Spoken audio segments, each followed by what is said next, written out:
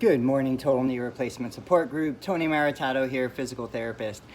And so forgive the sweatiness. I just came in from a run, but I'm on vacation down at the beach and I was watching the footprints in the sand. And I was thinking about all of you who want to improve the quality of your walking mechanics, your gait.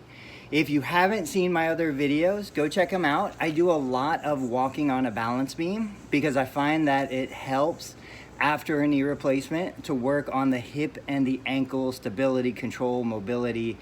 And really, you know, there's only so much you can do after your your knee surgery. There's only so much you can do specific to the knee. But it's a great opportunity to work on the rest of the body, especially the ankle, the foot and toes, especially the hip, the lumbar spine, into the trunk, the mid-back, upper back, and the neck. So I want to encourage you guys, don't just get so focused on the knee that you think that's the only place your improvement's going to come from. Think about the rest of the body, the rest of what we would call the kinetic chain. So for example, I'd be working on ankle mobility, plantar flexion, dorsiflexion, flexing back, flexing forward. If you don't have the ankle mobility, which a lot of people don't, especially when they've been favoring a painful knee, it's hard for you to bring your body over the ankle. So even if you had perfect knee range of motion, your gait might still be a little bit wonky. And then in terms of the hip and the lumbar spine, if you don't have the rotation through the hip, the stability in the hip, think of this for a second. When you're walking, 60% of the time should be spent on one leg while the other leg is swinging through the air. If that hip and ankle can't stabilize and balance your body while the pelvis and the other leg are swinging forward, you're gonna have a lot more side-to-side sway, which isn't what most of you want after a knee replacement.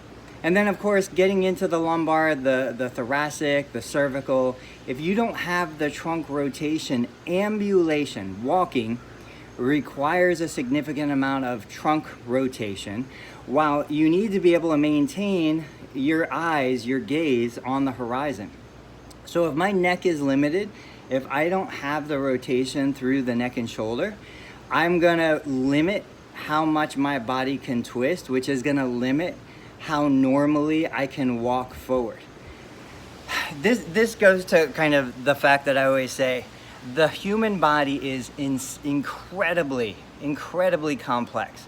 For somebody to just think, oh, well, I'm gonna do these three knee exercises, I'm gonna be back to normal, is really just such a simplistic way to look at it.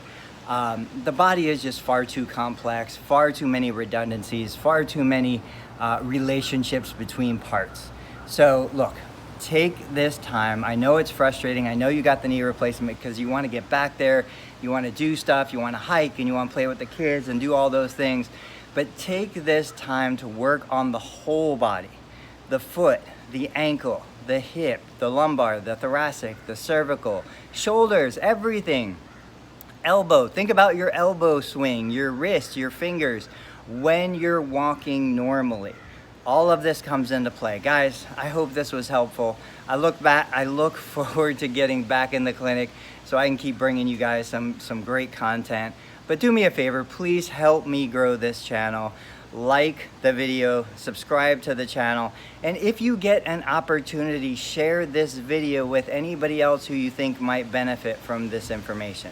As always, guys, I'll catch you next time. Thanks.